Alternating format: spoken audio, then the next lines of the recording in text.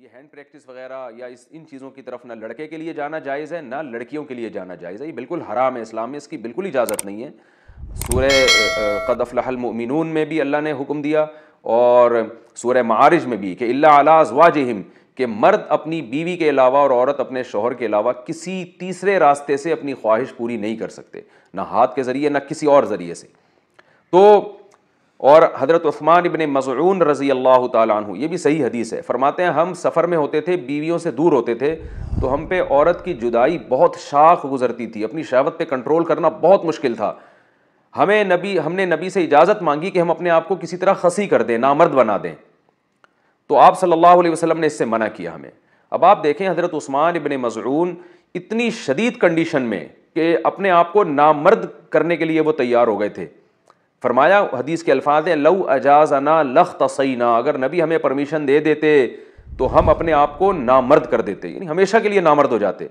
تو اس قربانی کے لیے بھی حضرت عثمان ابن مظعون تیار تھے کہ اتنا خطرہ تھا ان کو، لیکن نہ انہوں نے نبی سے پوچھا کہ کیا میں ہاتھ سے اپنی خواہش پوری کر سکتا ہوں، نہ نبی نے ان کو بتایا کہ تم یعنی ہاتھ کے ذریعے مجبوری میں اپنی خواہش پوری کر لیا کرو، نہ نہ نہ نہ نبی نے ان کو بھی حکم دیا ایسے موقع پہ تزوجوا الودود الولود فانی مباہی بکم الامم، محبت کرنے والی عورت سے اور اولاد جننے والی عورت سے نکاح کرو، میں تمہاری کثرت پہ قیامت کے دن فخر کروں گا۔ تو آپ صلی اللہ علیہ وسلم نے بزبان حال بتا دیا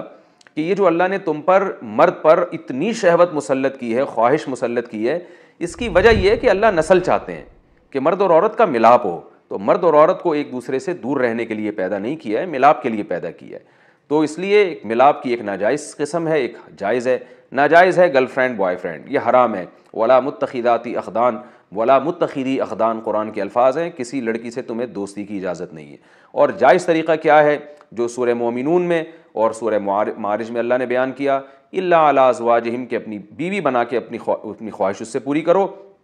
فإنہم غیر ملومین، اور اللہ نے فرمایا یہ لوگ قابل ملامت نہیں ہیں۔ اگر نکاح کے ذریعے آپ خواہش پوری کرو گے تو آپ کو دنیا تو ملامت کرے گی، لیکن اللہ کی نظر میں آپ کو سرٹیفکیٹ مل گیا کہ آپ قابل ملامت نہیں ہیں۔ یہی وجہ ہے کہ علماء نے لکھا ہے کہ جو بیوی کے ذریعے بھی اپنی خواہش پوری کرے نکاح کر کے، اسے ملامت کرنا، اسے طعنہ دینا، اس پہ کفر کا خطرہ ہے، کیونکہ اللہ نے اس کو سرٹیفکیٹ دے دیا ہے کہ بھئی یہ قابل ملامت نہیں ہے۔ تو اپنی جانوں پہ ہم سب کو رحم کرنا چاہیے۔ زنا معاشرے میں بہت تیزی سے پھیل رہا ہے، کو ایجوکیشن سسٹم نے تو ہمارے فیملی سسٹم کو تباہ و برباد کر دیا ہے۔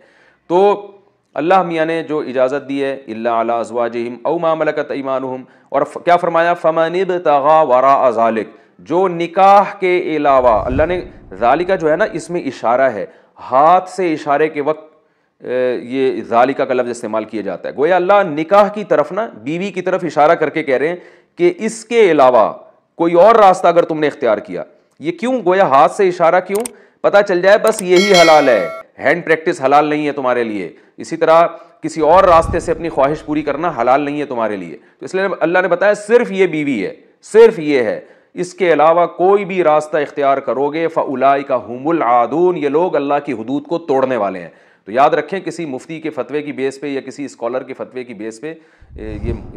اس کو جو ہینڈ پریکٹس ہے اس کو حلال کرنے کی اجازت نہیں ہے۔ قرآن میں اللہ نے بہت واضح فتویٰ دیا ہوا ہے اس بارے میں۔